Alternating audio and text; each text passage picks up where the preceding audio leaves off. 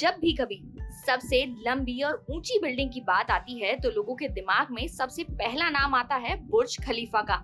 लेकिन क्या आप जानते हैं कि ऐसी ही एक बिल्डिंग भारत में बनकर तैयार होने वाली है जो कि बुर्ज खलीफा को टक्कर दे सकती है।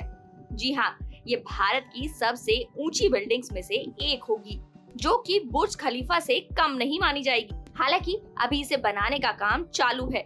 यही वजह है कि इसके बारे में काफी लोग कम जानते हैं। बता दें कि साल 2007 से इसे बनाने का काम शुरू किया गया था, लेकिन अभी तक इसका निर्माण कार्य चल रहा है।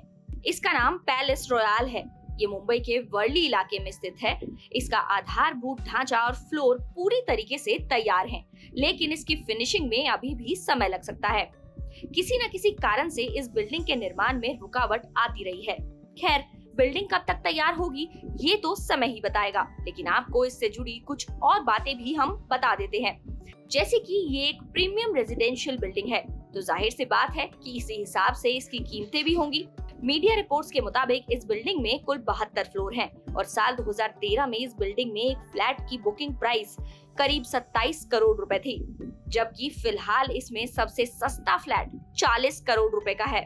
वैसे तो इस प्रोजेक्ट को 2022 के आखिर तक पूरा हो जाना चाहिए था, लेकिन अभी तक ऐसा नहीं हुआ है, जिसकी वजह से बिल्डिंग को बनाने में करीब 3000 करोड़ रुपए का खर्च आ चुका है।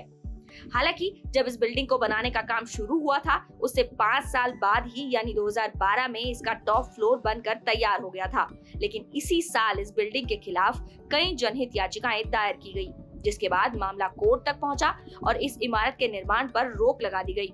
बता दें कि इस प्रोजेक्ट की नींव विकास कासलीवाल ने रखी थी। वो एक रियल एस्टेट डेवलपर हैं, जो पहले श्री राम अर्बन इंफ्रास्ट्रक्चर में काम करते थे। 2022 में उन्होंने महाराष्ट्र के मुख्यमंत्री एकनाथ शिंदे को पत्र लिखकर इस इमारत पर ध्यान केंद्रित करने की बात कही थी और आरोप लगाया था कि इस बिल्डिंग को बनाने में करीब 1000 करोड़ रुपए का स्कैम हो रहा है। उन्होंने पत्र में आगे लिखा था कि इस इमारत के विकास में राज्य सरकार और ग्रेटर मुंबई नगर निगम को भारी नुकसान हुआ है।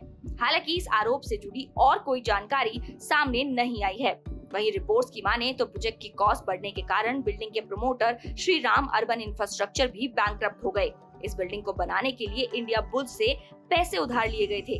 तो इसके बाद इंडिया बुल्स ने बिल्डिंग का ऑक्शन किया और ऑनेस्ट शेल्टर प्राइवेट लिमिटेड इसके नए प्रमोटर बन गए। लेकिन अब तक इस बिल्डिंग का काम खत्म नहीं हुआ है, पर जिस दिन ये बनकर तैयार होगी उस दिन ये देश की सबसे ऊंची रेजिडेंशियल बिल्डिंग कहलाएगी।